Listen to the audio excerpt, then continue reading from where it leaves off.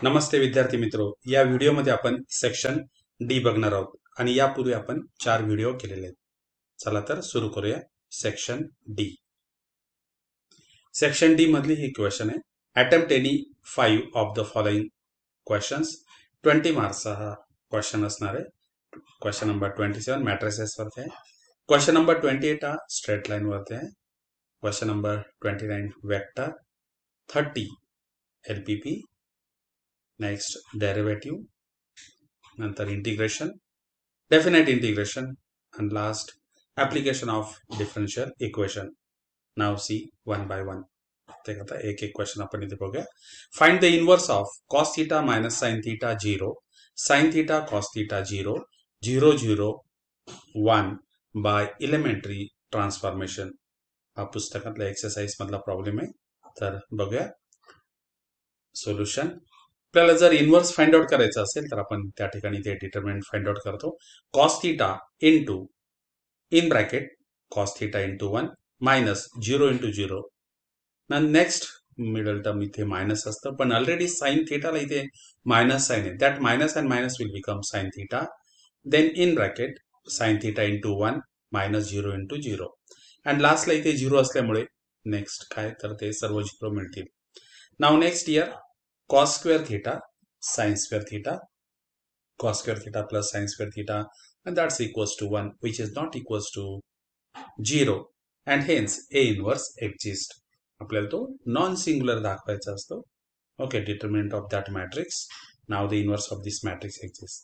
Consider A into A inverse, that's equals to I.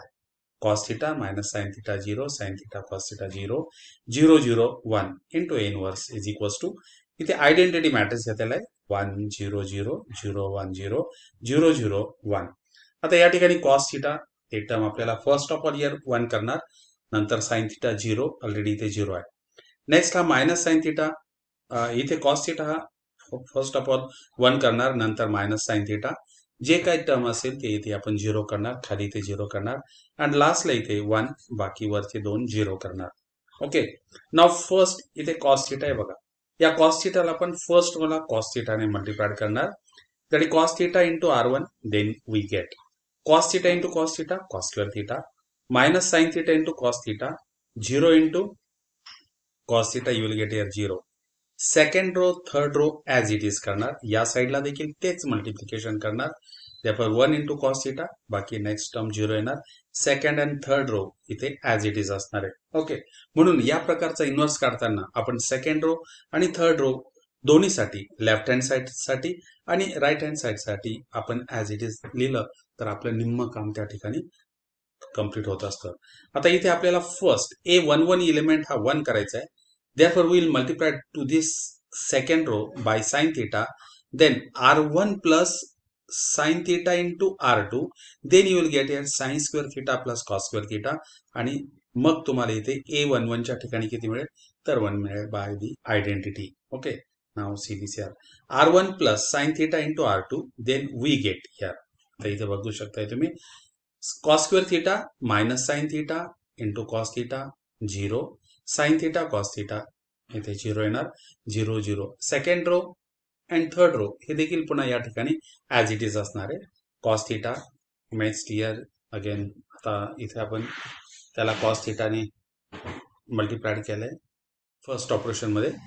Now here r1 plus sine theta into r2, इथे आपण ते operation पुन्हा लिहिलेलं आहे. Okay, r1 plus sine theta into r2 means what, cos square theta plus r1 into sine theta into r2. Okay, म्हणजेच काय, या sine थीटाला साइन थीटाने मल्टिप्लाय करणार आणि तो कोणामध्ये मिळवणार, या cos स्क्वेअर थीटा मिळवणार.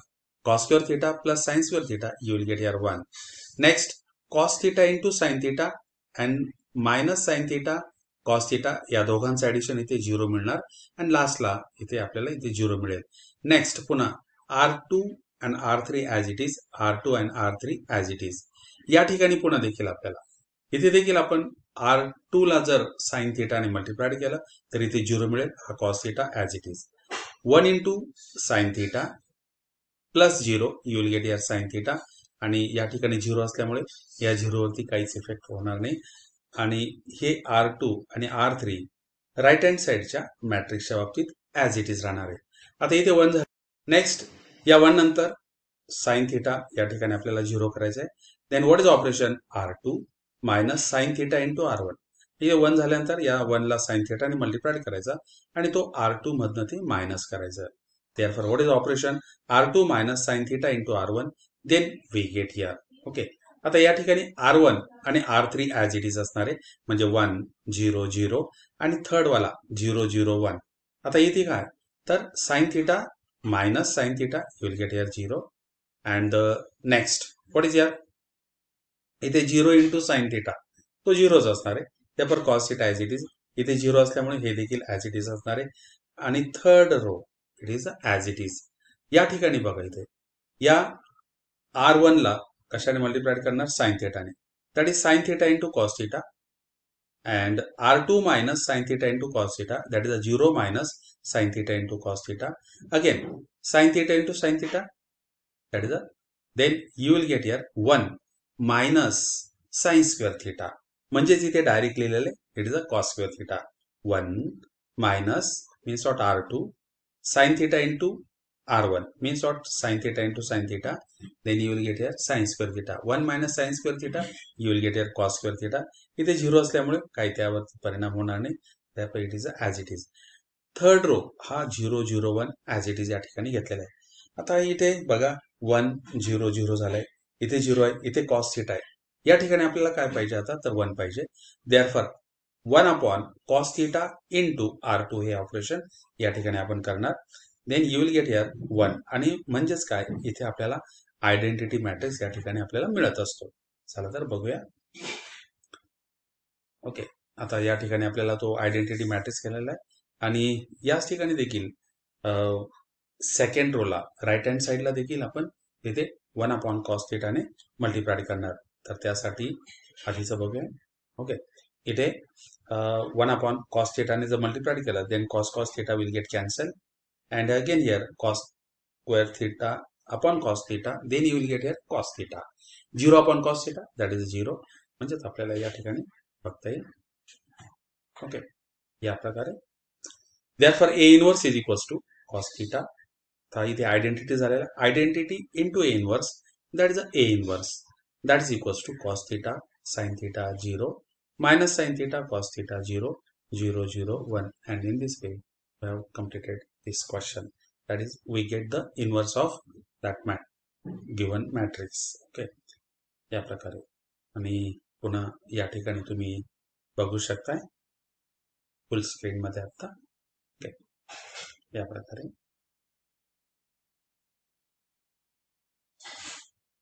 Okay.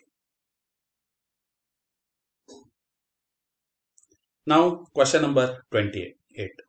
Prove that homogeneous equation of degree 2 in x and y, ax square plus 2hxy plus by square is equals to 0 represents a pair of lines passing through the origin if hs square minus ab greater than or equal to 0. This is the first part. त्यानंतर आपल्याला त्याने एक question दिलेला आहे. Hence show that equation x square plus y square is equals to 0 does not represent a pair of lines. आता section D मधले question सगळे theory बेट असणारे मोठे असणारे आणि त्याला जोडून देखील एखादा छोटासा तो प्रॉब्लेम देखील आपल्याला त्या ठिकाणी देतात. आता हे सर्व मोठं थेरी बीट आहे स्ट्रेट लाईन चॅप्टर मधलं. थेरम नंबर 3 बघा टेक्स्ट बुक मधला. Homogeneous equation of degree 2 in x and Y ax square plus 2hxy plus by square is equals to 0 represent a pair of lines passing through the origin if hs square minus ab greater than or equal to 0. हा question अनेक वर्षापासून बोर्डच्या exam मध्ये येत असतो. Okay. Now the proof. Consider the homogeneous equation of the degree 2 in x and y ax square plus 2hxy plus by square is equals to 0. आता या ठिकाणी आपण दोन केसेस कन्सिडर करत असतो. b is equals to 0 and b is not equals to 0. These two cases are exhaustive. Okay. आता नाव केस 1. If b is equals to 0. मग इथे b जर 0 झाला तर काय मिळेल आपल्याला equation ax square plus 2hxy या ठिकाणी मिळेल आपल्याला. या दोघातनं x आपण कॉमन घेऊ शकतो. x in bracket ax plus 2hxy is equals to 0 which is combined equation of lines. आणि या प्रकारे आपल्याला हा फर्स्ट पार्ट तयार होतो इथे. What is that ax square plus 2hxy plus by square is equals to 0 represent a pair of lines passing through the origin. म्हणजे काय, तर या ठिकाणी दोन लाईन्स आपल्याला इथे मिळतात. एक line x is equals to 0 and second line is x plus 2hxy is equals to 0. Therefore, this joint equation represent a pair of two straight line passes through the origin if b is equals to 0. आता next जी केस आहे ती important आहे आणि ती सगळ्यात मोठी आहे, when b is not equals to 0.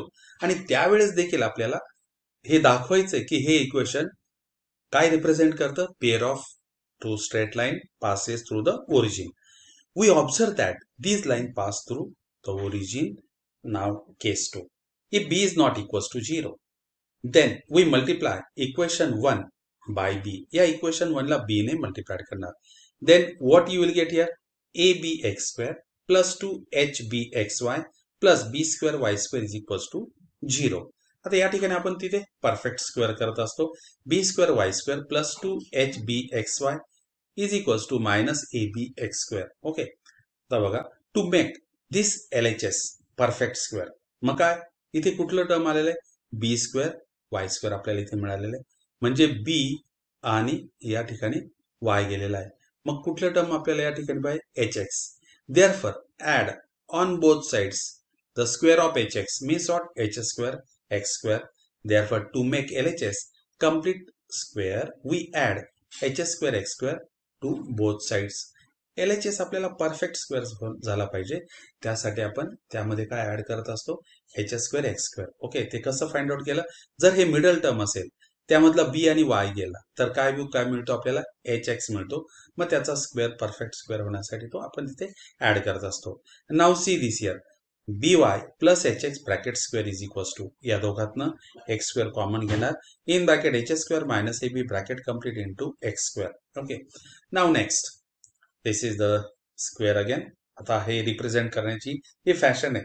In root of h square minus ab bracket square into x square as h square minus ab is greater than or equal to 0.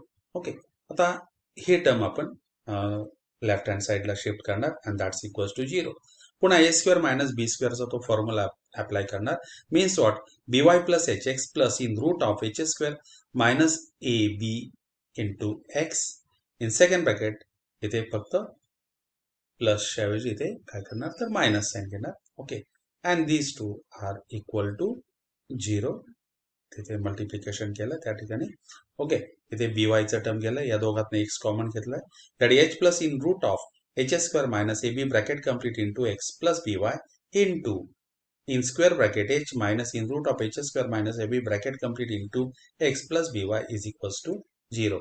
Again now these two represent a pair of two straight line passes through the origin. त्यामध्ये c नाहीये, constant नाहीये. Okay, therefore which is the combined equation of lines h plus in root of h square minus ab bracket complete into x plus by is equals to 0 and in bracket h minus in root of h square minus ab bracket complete into x plus by is equals to 0. As b is not equals to 0, we can write these equations in the form y is equals to m1x and y is equals to m2x, where the slope of these two lines m1. पहिल्या लाईनचा slope काय, तर इथे ते multiplied आहे, तो नंतर b या राईट हँड साइडला गेल्यानंतर तो डिवाइड होणार. ओके, आणि त्याला साइन पण चेंज होणार. हे सर्व टर्म आपण या राईट हँड साइडला आणल्यानंतर ते मायनस होणार आणि b हा त्याला डिवाइड होणार. Therefore m1 is equals to minus h minus in root of h square minus ab upon b and m2 is equals to minus h. इथे साइन चेंज होणार, या साइडला आणल्यानंतर h ला मायनस मिळेल आणि रूट मधला प्लस साइन मिळेल. This is the m2. We observe that these lines pass through the origin. Okay, these two lines pass through the origin. Therefore equation ax square plus 2hxy plus by square represent a pair of lines passing through the origin if h square minus ab is greater than or equals to 0. हा सगळा थेरमचा part या ठिकाणी आपण complete केलेला आहे. या सर्व थेरमला किती मार्क्स असतील, तर 3 मार्क्स असतील. ओके, त्यातलाच आता second part. Hence show that x square plus y square is equals to 0 does not represent a pair of lines. Now if we compare this x square with this standard equation. Then what is the value of a? Then a is equals to 1. What about the coefficient of y square? It's a 1. That is a b is equals to 1. आता या equation मध्ये त्या values substitute करणार. That is H square minus A B. Okay, आता इथे values आपण substitute केलंय. H ची व्हॅल्यू या ठिकाणी किती? तर 0 आहे. एक्स वाय चा टर्मच नाही तिथे. Therefore it is a 0 minus 1 into 1. Okay, it is a minus 1. आणि हा कसा आहे? It's a less than 0. Okay, therefore it does not represent a pair of lines. Pair of lines represent होण्यासाठी काय पाहिजे होतं?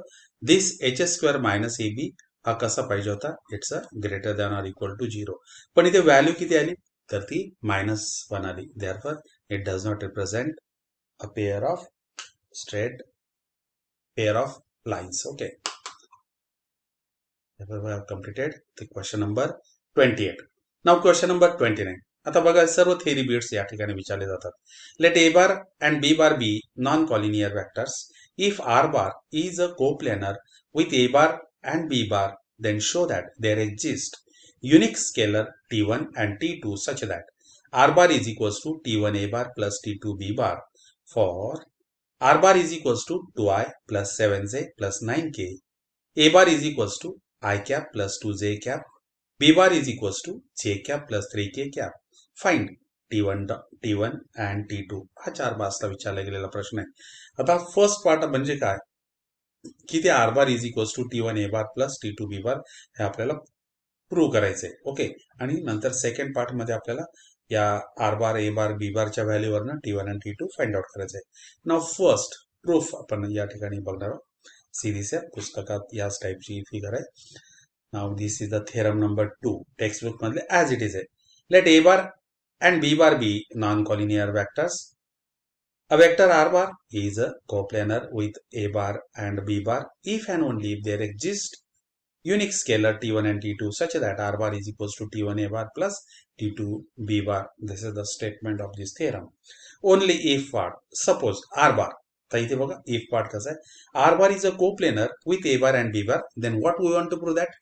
We want to prove that r bar is equals to t1 a bar plus t2 b bar. या प्रकारे लक्षात ठेवायचं आपल्याला. Okay, suppose r bar is a coplanar with a bar and b bar. To show that there exist unique scalar t1 and t2 such that r bar is equals to t1 a bar plus t2 b bar. T2 b bar. आणि next part मध्ये आपण हे consider करतो आणि त्यावरनं r bar is a coplanar with a bar and b bar असं prove करत असतो. Now see this here. Let a bar be along OA bar. A bar हा OA bar बरोबर आहे. B bar is along OB bar. Okay, here. Given a vector r bar with initial point O, let OP bar is equals to r bar. Draw the lines parallel to OB. Okay, meeting OB ला parallel draw करणार. Meeting OA at M. Okay, याला parallel ही आपण draw केली PM आणि ती या OA ला M मध्ये मीट करते. And parallel to OA, OA ला आपण ड्रॉ करणार and meet in N या प्रकारे. ओके, इथे झाली फिगर. तर पुन्हा इथे आपण फिगर बघणार आहोत. Then ON is equals to, this is the ON is equals to T2 B bar हा वेक्टर आहे ON. OM is also a vector T1 A bar for sum T1 T2 belongs to set of real number. By the triangle law or the parallelogram, we have R bar is equals to T1 A bar plus T2 B bar. This is the complete part झाला या ठिकाणी. इथे काय consideration होतं आपलं? R bar is a coplanar with A bar and B bar. Then prove this. R bar is equals to T1 A bar plus T2 B bar. What about the if part? Suppose R bar is equals to T1 A bar plus T2 B bar and we have to show that R bar A bar and B bar are coplanar. As A bar B bar are coplanar, T1 A bar T2 B bar are also coplanar. त्याला फक्त स्केलरने multiply केलं. Therefore T1 A bar plus T2 B bar, A bar B bar are coplanar. Therefore A bar B bar R bar are the coplanar. हा if part झाला त्याचा. As it is तुम्ही ते लिहू शकताय. टेक्स्ट बुक मधून 2-3 वेळा तुम्ही राईट केलं तरी ते तुमचं लक्षात राहू शकतंय. Okay, now the next. Uniqueness. आता युनिकनेस देखील आपण या ठिकाणी घेत असतो. Suppose vector R bar is equals to T one A bar plus T two B bar. This is the first one and can also be written as R bar is equals to T one A bar plus T two B bar. This is the second one. Okay, या ठिकाणी आपण T1, T2, S1, S2 हे दोन घेतलेले आहेत. Subtracting 2 from 1 we get, that is a R bar minus R bar इथे 0 आला. T1 A bar minus S1 A bar, T1 in bracket T1 S1 bracket complete A bar plus T2 minus S2 B bar. Okay, but A bar and B bar are non collinear vector आणि इथे आपण ए बार कसं express करणार, तर हे सर्व term या साईडला गेल्यानंतर हा मल्टिप्लिकेशन या साईडला तो डिवाइड होणार. Therefore B bar can be written as in terms of A bar. Okay, म्हणजे scalar multiple of the B bar. A bar can be written as in terms of B bar. Okay, but A bar and B bar, जर आपण एखादा vector scalar multiple of the other vector express केला, means what, you can write here, that is here is the T2 minus S2, it is a B bar is equals to minus sign मिळणार इथे S1. Okay, and here is A bar. नंतर हा multiplied या साईडला divide होणार, that is a B bar is equals to minus. okay, this is a T1 minus S1, okay, A bar upon divided by T2 minus S2. Means what, B bar is expressed as a scalar multiple of the A bar. But what is happening here, A bar and B bar are non-collinear vector. जर समजा A bar हा scalar multiple of the B bar express केला, it means that A bar and B bar are collinear. But this contradicts, that is A bar and B bar are non-collinear vectors. Therefore, T1 minus S1 is equals to 0 is equals to T2 minus S2 is equals to 0. And hence, T1 is equals to S1 and T2 is equals to S2. And hence, we have proved the uniqueness. Okay. Therefore, the uniqueness follows. आणि या प्रकारे आपण ते complete केलेलं आहे. आता next, त्यावर depending असणार आपण इथे प्रॉब्लेम दिलेला आहे. आर ए बी यांच्या व्हॅल्यू दिल्या आहेत आणि त्यावरून आपल्याला T1 T2 फाइंड आउट करायचं आहे. तर करूया. R bar is equals to T1 A bar plus T2 B bar. Substitute the value of R bar here, is T1, इथे T2 A bar B bar. ओके, आय चे coefficients एकत्र करायचे आणि बी चे, आय चे, जे चे, के चे अँड इक्वेटेड आय चे कोएफिशियंट इथे T1, इथे किती आहे ना, T1 ची व्हॅल्यू 2 मिळणार आपल्याला.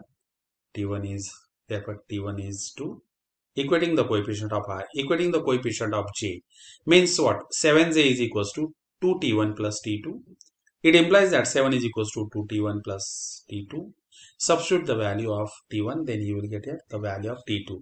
Then what is the T2? T2 is equals to 3. And in this way, we have completed this the value of T1 and T2. या प्रकारे त्या दोन्ही व्हॅल्यूज या ठिकाणी आपण फाइंड आउट केलेल्या आहेत. Okay, that is a T1 is equals to 2 and T2 is equals to 3. And question number 29 is completed here. Now next, question number 30. Solve the linear programming problems graphically. Maximize Z is equals to 3x plus 5y subject to x plus 4y is less than or equal to 24, 3x plus y less than or equal to 21, x plus y less than or equal to 9, x is a greater than or equal to 0, y is a greater than or equal to 0. Also find the maximum value of z. Okay, आता या ठिकाणी problem बघूया. These are the equations. Okay, पहिल्या लाईनला AB, दुसऱ्याला CD and the EF. Okay, when this line touches the x-axis, then y is equals to 0 टाकणार. मग point काय मिळेल आपल्याला, A 24, 0. When it touches the y-axis, x is equals to 0, then y is equals to 6. Means what, B 0 6.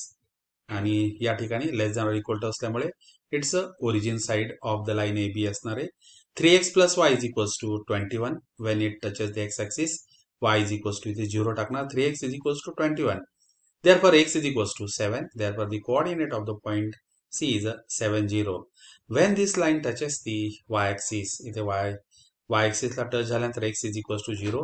Then the coordinate of the point is y is equals to 21 and hence the coordinate of the point D is 0, 21. आता यानंतर third line x plus y is equals to 9. When this line touches the x axis y is equals to 0. Therefore the coordinate of the point E is 9, 0. जे x ऍक्सिसला या पॉइंटमध्ये intersect होणार. Wien it touches the y axis the point is f. That is त्या ठिकाणी आपण x is equals to 0 टाकणार, y is equals to 9. Therefore the point is 0, 9. Okay. Again all the sides are the origin side of the line EFCD and the AB. Okay. आता यानंतर या ठिकाणी आपण graph बघणार आहोत. परीक्षेला ग्राफ काही देणार नाही, तर तुम्ही या प्रकारे नॉर्मल स्केलने त्या ठिकाणी तुम्ही करू शकताय. माझ्याकडे तो ग्राफ असल्यामुळे मी ते ग्राफचा या ठिकाणी वापर केलेला आहे. दिस या ठिकाणी तुम्ही ते बघू शकताय. Okay. This is our feasible region. या ठिकाणी आपल्याला या सर्व लाईन्स दाखवल्या आहेत. टेक्स्टबुक मध्ये हा प्रॉब्लेम आहे. सर्व त्या लाईन्स वगैरे लिहिणार. या ठिकाणी स्केल पण आपण घेतलेले. On the both axis x and y, that is 1 centimeter is equals to 3 unit, 3, 6, 9, 12 in this way. इथे बघू शकताय. आता फिजिबल रिजन आपल्याला या ठिकाणी जर काढायचं असेल तर हा सर्व या ठिकाणी इथे फिजिबल रिजन येणार. ओके. म्हणजेच आपण त्याचे पॉइंट्स कोणकोणते कन्सिडर करणार, Q कन्सिडर करणार, P कन्सिडर करणार आणि या ठिकाणी इथे C पर्यंत कन्सिडर करणार and the origin O. Okay. हा आपला तो फिजिबल रिजन या ठिकाणी तयार होणार. ओके. की हा रिजन सर्व लाईन्ससाठी means first, second and third या तिघांसाठी कॉमन आहे. And x is greater than equal to 0, y is greater than or equal to 0. आता हे सर्व पॉइंट्स आपण तिथे चेक करणार फॉर दी मॅक्झिमाइज. इथे लिहिलेलं आहे feasible region is OCPQBO. Okay. या ठिकाणी बघू शकता feasible region is OCPQBO. This is the feasible region. त्या ठिकाणचे इक्वेशन्स म्हणजे बघा 3x plus Y is equals to 21. जर मला P हा पॉइंट पाहिजे असेल then 3x plus Y is equals to 21 and x plus Y is equals to 9. हे इक्वेशन सॉल्व्ह करणार P या पॉइंटसाठी. मला Q हा पॉइंट जर पाहिजे असेल then x plus Y is equals to 9 and x plus 4y is equals to 24. हे दोन्ही इक्वेशन आपल्याला त्या ठिकाणी सॉल्व्ह करावे लागतील. Therefore the coordinate of the point P is 6 and 3. त्यानंतर पुन्हा तसंच coordinate of the point Q आपण त्यासाठी x plus 4y is equals to 24 फिगरमध्ये बघू शकताय तुम्ही and x plus Y is equals to 9. हे दोन्ही इक्वेशन जर सॉल्व्ह केले then you will get the coordinate of the point Q that is 4, 5. आता हे सर्व आपण मॅक्झिमाइज साठी त्या Z मध्ये हे सबस्टिट्यूट करणार. Okay. See this here. The values of objective function z is equals to 3x plus yy at these corner points are first origin. ते 0 व्हॅल्यू आपल्याला मिळाली. C या पॉइंटला x is 7, y is 0, 21. P या पॉइंटला x is 6 and y is 3, 33. What about the Q? X is 4, y is 5. You are getting 37. And at the point B, 0, x is 0, y is 6, you are getting 30. Therefore, z has maximum value 37 when x is equals to 4 and y is equals to 5. Now next question. आता हे देखील theory question आहे. If x is equals to म्हणजेच काय की दरवर्षी आपल्या डेरिव्हेटिव्हचे rules असतात डिफरन्शिएशन त्यापैकी एक येतच असतो. x is equals to f of t and y is equals to g of t are differentiable function of t so that y is a function of x. And if dx upon dt is not equals to 0, then prove that dy by dx is equals to dy by dt upon dx upon dt. आणि त्याला जोडून एक छोटा problem देखील आपल्याला parametric function वरती आलेला असतो. What is here? Hence find the derivative of 7 raised to x with respect to x raised to 7. Okay. Now see this here. या ठिकाणी पुस्तकात ॲज इट इज तो थेरम दिलेला आहे, तुम्ही तो बघू शकताय. आता मी या पद्धतीने तो लिहिलेला आहे. Given the function x is equals to f of t, y is equals to g of t.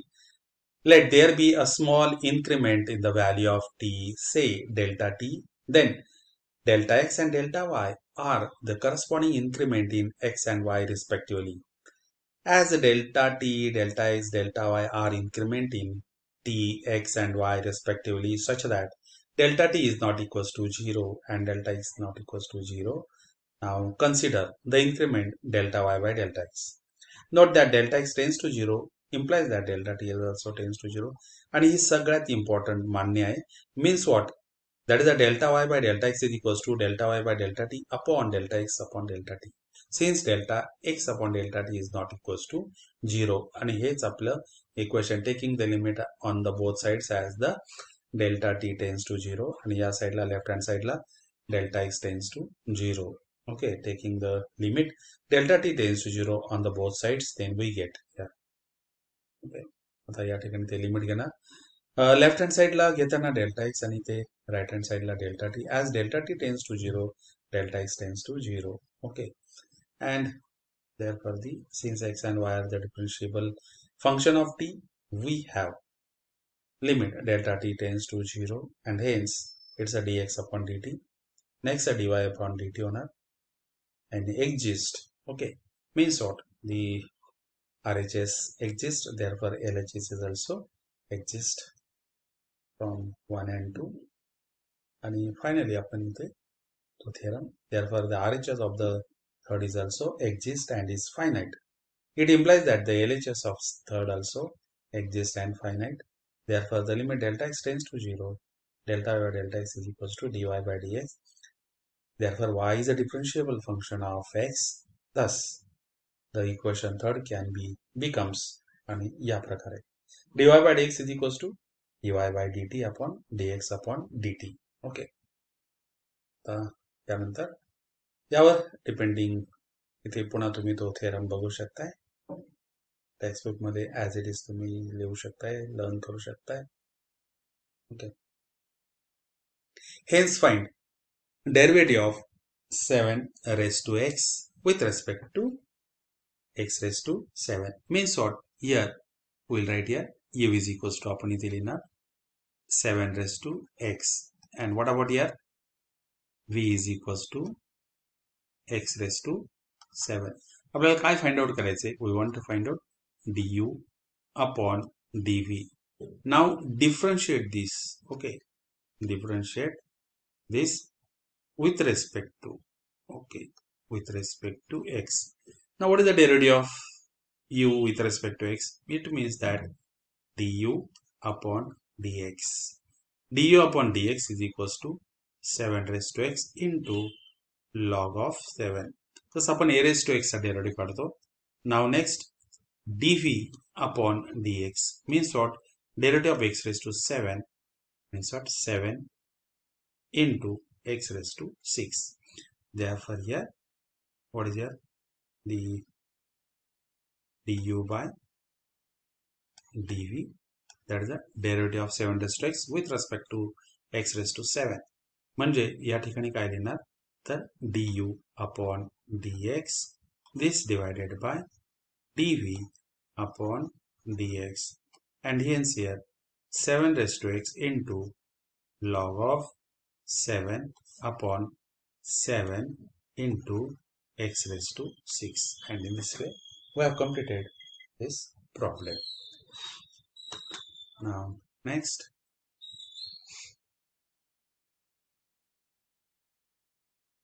that is e raised to sine inverse of x in bracket x plus in root of 1 minus x square upon in root of 1 minus x square. जुलै 22 च्या exam मध्ये विचारला गेलेला question आहे. या question वरनच आपल्याला substitution समजते. Sine inverse of x चा derivative काय? 1 upon in root of 1 minus x square. Therefore what is the substitution? Sin inverse of x is equals to t. Okay, put sin inverse of x is equals to t. It's a derivative 1 upon in root of 1 minus x square dx is equals to dt. As sin inverse of x is equals to t, therefore x is equals to काय ना? तर sin t येणार. Okay, या values आपल्याला पाहिजे. I is equals to आपलं integral कसं होणार? I is equals to e raised to t. sin inverse of x ची व्हॅल्यू आपण काय घेतली? तर t घेतली. In square bracket What is here? That is x plus. आता इथे 1 upon in root of 1 minus x square dx ची value किती आली तर ती dt इथे गेली. आता आतलं बघायचं x plus in root of 1 minus x square. x means what? Sin t plus in root of 1 minus sin square t bracket complete into dt. But what is the 1 minus sin square t? It's a cos square t. त्याचा square route किती येणार? cos t. Okay. Therefore I is equals to integral e raised to t in bracket sin t plus cos t into dt. And it's easy. What is here? E raised to x in bracket f of x plus f dash of x. त्या type मध्ये जात आहे. f of t is sin t, f dash of t is a cos t. Okay. आणि simple integration येते. Integral e raised to t in bracket f of t plus f dash of t is equals to e raised to t into f of t plus c. That is e raised to t. What is f of t? f of t is a sin t plus c. Okay. आणि या प्रकारे आपण हा problem complete केलेला आहे. Easy problem होता, easy substitution होती या ठिकाणी. That is e raised to sin inverse of x into x plus c, and hence final answer is a x into sin inverse of x plus c. Now next question number 33. Prove that integral a to b f of x dx is equals to integral a to b f of a plus b minus x dx, and hence evaluate. या प्रत्येक theory बीटला एक छोटासा problem जोडून असतो, एक शेपूट असते. या ठिकाणी evaluate 0 to 3 integral 0 to 3 root x upon root x plus in root of 3 minus x dx. 4 मार्क्सचा प्रॉब्लेम आहे, 4 मार्क्स. आता हे थेरी बीट आहे बघा, प्रॉपर्टी नंबर 5 आहे. टेक्स्टबुक मधलं ऍज इट इज या ठिकाणी घेतलेलं आहे. Okay. Let f of x that is integral of f of x dx is equals to g of x plus c. म्हणजे काय? Integral f of x integral आपण इथे जी ऑफ एक्स कन्सिडर केलेलं आहे. ओके. आता या ठिकाणी आर एच एस आपण कन्सिडर करतो आणि इथे सबस्टिट्यूशन आपल्याला ऑलरेडी असते. A plus b minus x ला टी कन्सिडर करायचा. X is equals to a plus b minus t, differentiate on both sides. dx is equals to minus dt. dx is equals to minus dt. Okay. इथे x आल्यानंतर direct dx is equals to minus dt पाहिजे होतं. हे नाही minus लिहिलं असतं तरी चाललं असतं. ओके. आता लिमिट्स चेंज करणार. ओके. लोअर लिमिटला काय तर x is equals to a या ठिकाणी सबस्टिट्यूट करणार. If you substitute x is equals to a plus a minus a get cancel, you will get here upper limit. इथे lower limit किती आलं तर b आला. When x is equals to b upper limit. Okay. x is equals to b या ठिकाणी ना B B get cancel, you will get T is equals to A. म्हणजे काय तर आपण व्हेरिएबल चेंज केल्यानंतर लोअर लिमिटला काय येतो तर तिथे बी येतो, अप्पर लिमिटला काय येतो तर तो ए येतो.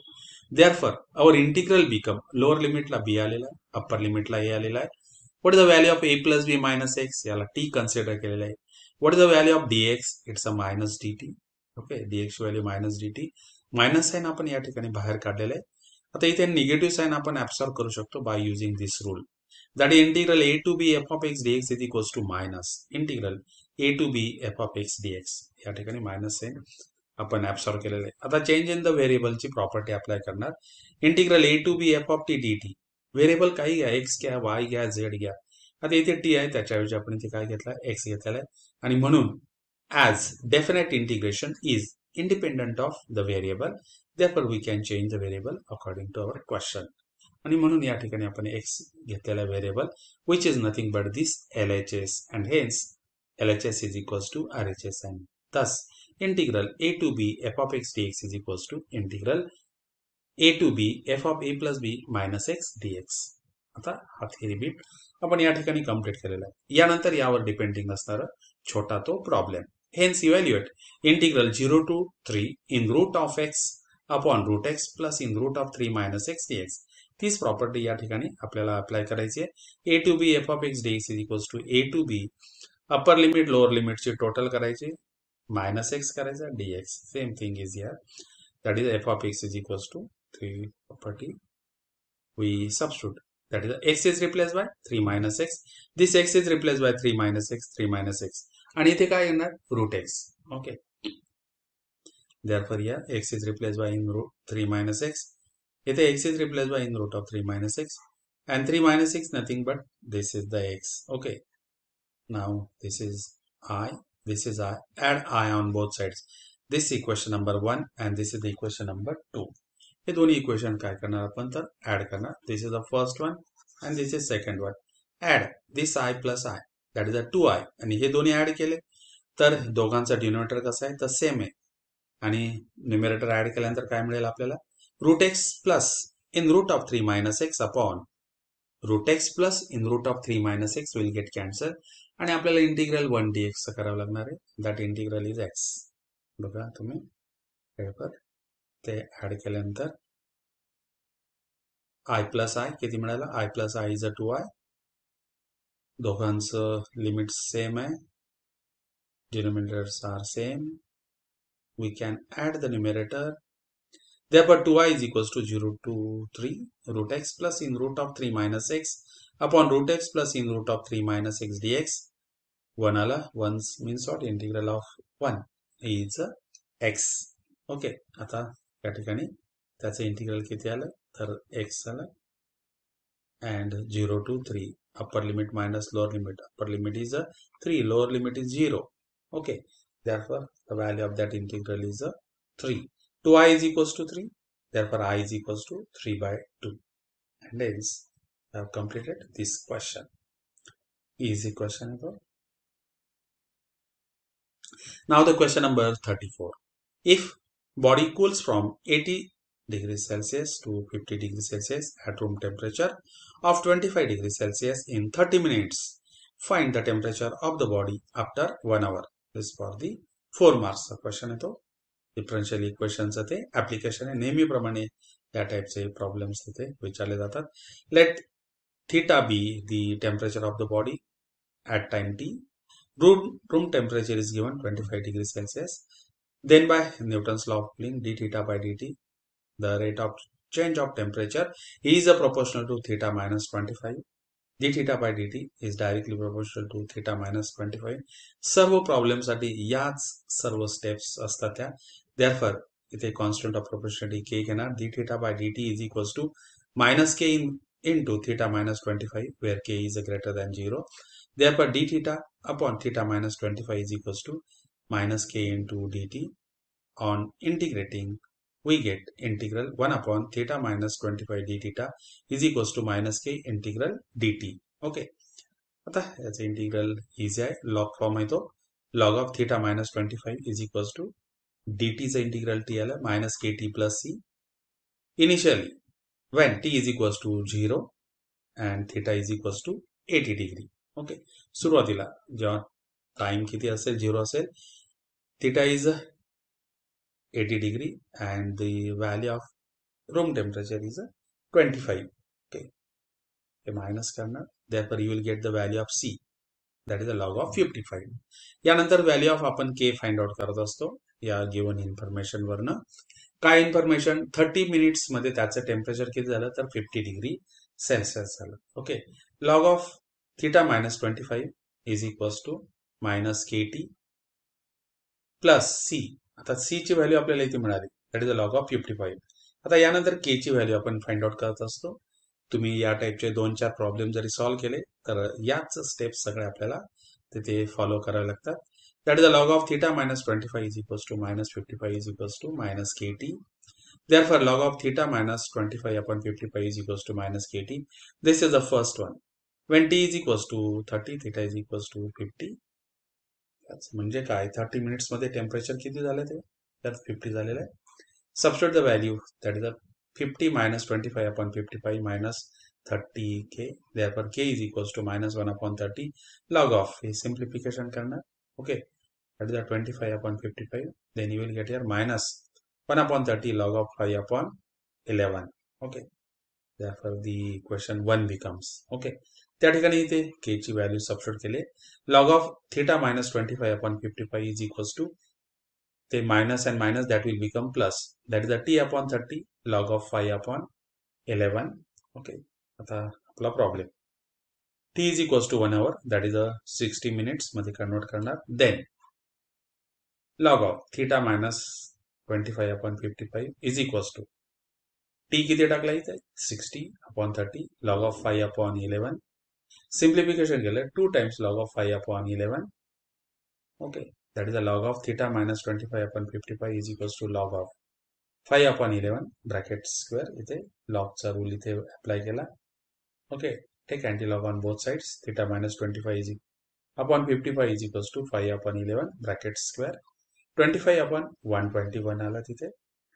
आता हे सिम्प्लिफिकेशन करणार. हा डिवायडेड बाय 50 इकडे मल्टिप्लाइड झाला.